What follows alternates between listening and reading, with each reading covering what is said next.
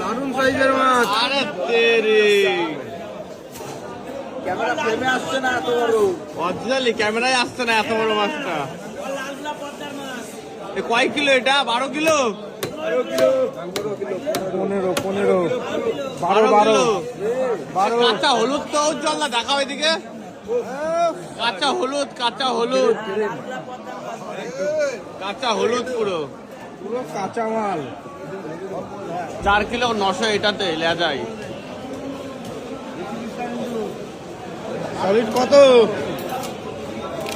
ওরে কালা পুরো হলুদ মাছ। হ্যাঁ, কালারেই পয়সা।